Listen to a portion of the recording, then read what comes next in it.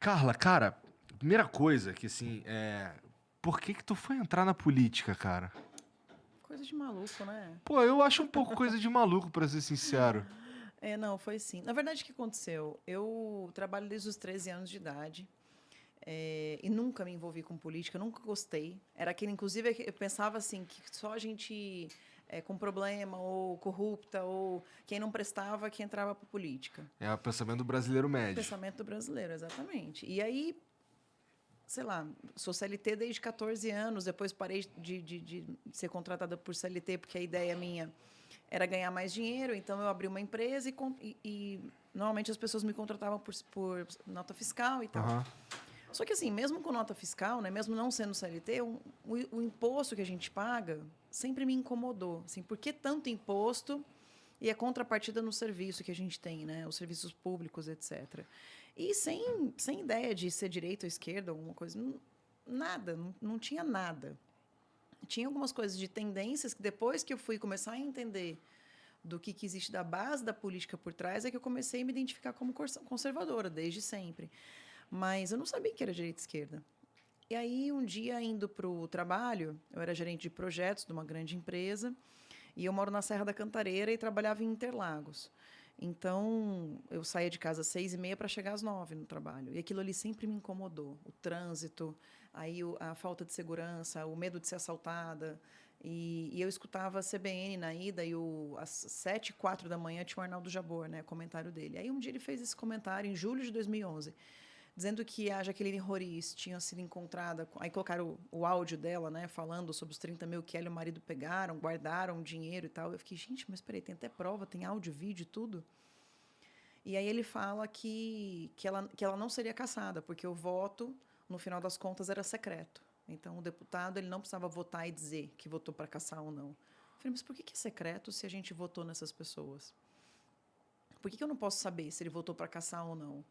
E como que alguém pode não caçar uma mulher que foi pegando o dinheiro de fato e mostrando que era corrupção?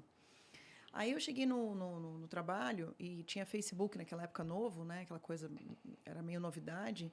E eu fiz um evento no Facebook pelo fim da corrupção, dia 7 de setembro, a nova independência do Brasil, 7 de setembro de 2011.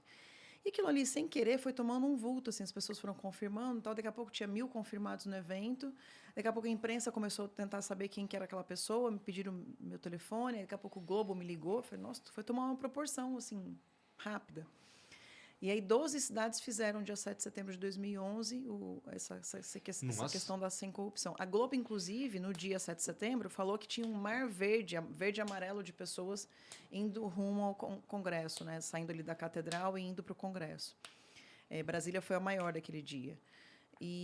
Mas, por exemplo, Maranhão deu 12 pessoas na manifestação, então, Entendi. né? Então, assim, foi bacana, tal. E aquilo ali me motivou, eu comecei, aí eu fiz 12 de outubro, chamei para 15 de novembro, aí 15 de novembro me entrevistaram, se eu não me engano foi a Mônica Bergamo, e ela perguntou se era direita ou esquerda, eu falei, não sou nada, eu sou contra a corrupção. Aí colocaram assim, indignada e ignorante.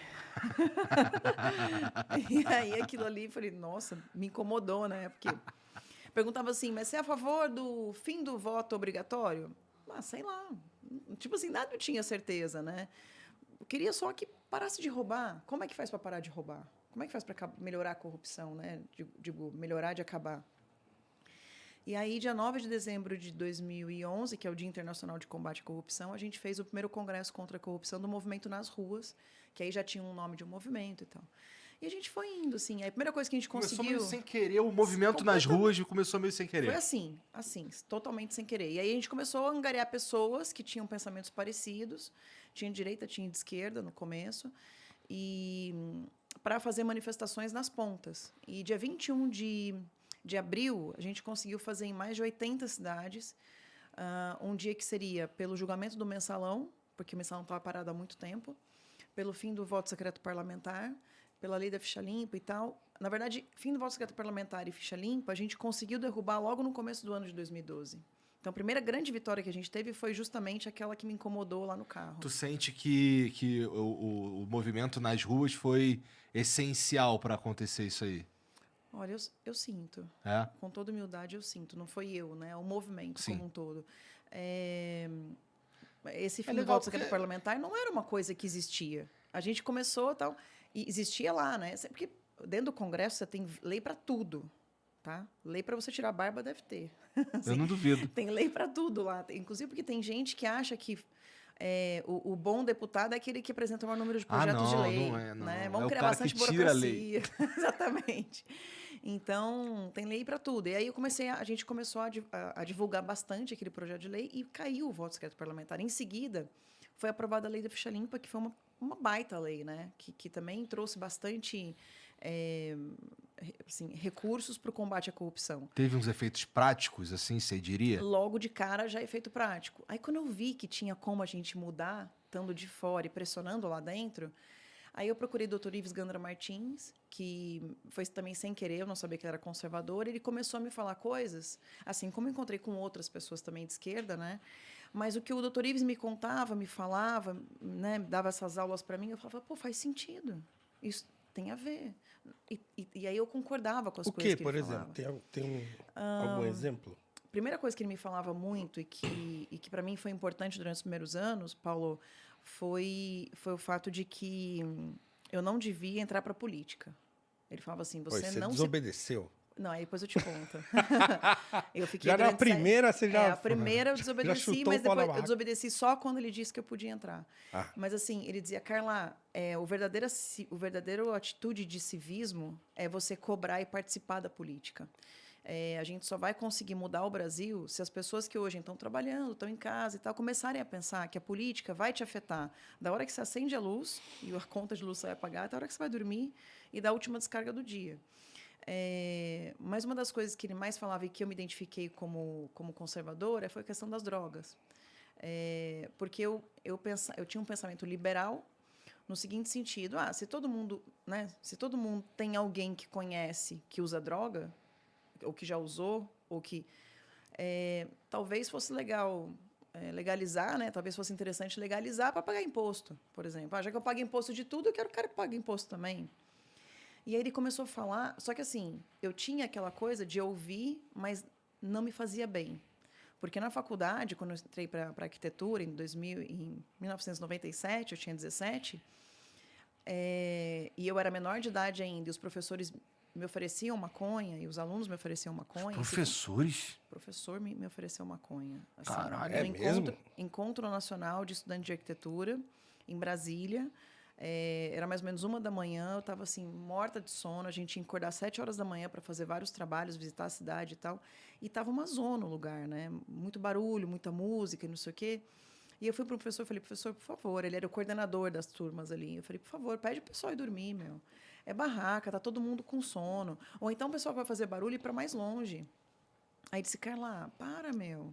Eu falei, não, eu quero dormir, eu não tô aguentando, tô cansado. Aí ele falou, você não tá com sono? Eu falei, não, eu tô com sono, eu só não consigo porque... Não, fuma um aqui que tá tudo certo. Eu te dou enroladinho já, tô. Eu falei, professor, minha mãe e meu pai não deixam eu fumar, não. Aí me zoaram pra caramba, Paulo. Ai, papai e mamãe não deixa. Então, aí eu já me sentia, assim, deslocada, sabe? Uma outra coisa que aconteceu muito, tinha muito bissexual e homossexual na arquitetura. E eles achavam que eu tinha que experimentar uma menina. E eu não queria. Eu não tinha vontade. Carla, mas é cult, é legal, é moderno experimentar. Eu falei, mas eu não quero. Eu gosto de homem, para que eu vou experimentar mulher? Chegou uma hora que eu... me desculpa que as pessoas estão vendo, mas eu falei assim, gente, eu gosto de um negócio assim, ó, de preferência bem grande. Não quero mulher. Sabe quando você já apela, assim? Porque eu falei, ou eu apelo, mas ou por que não será entender. que eles tinham se sentiam com essa liberdade para falar contigo? Ó, pensa tipo assim, não é questão de liberdade. Escola ninguém está preocupado se você é mais reservada. Isso foi na época de faculdade? Faculdade, 1997, 98. Tá. E eu larguei a arquitetura porque eu não me sentia mais à vontade de estar lá. Ou você experimentava, ou você era, tipo... Tanto é que esse dia para trás, estava no 1º de maio, eu encontrei uma colega minha de faculdade, eu falei... Ela falou, esse aqui é meu marido. Eu falei, nossa, você é hétero? Porque assim, eu não conseguia encontrar... Eu falei, Carla, eu era, mas eu fingia que era cult e tal... nunca vi lá com mulher, mas eu fingia que era cult para poder ser aceita. Assim era. Em 97, imagina agora.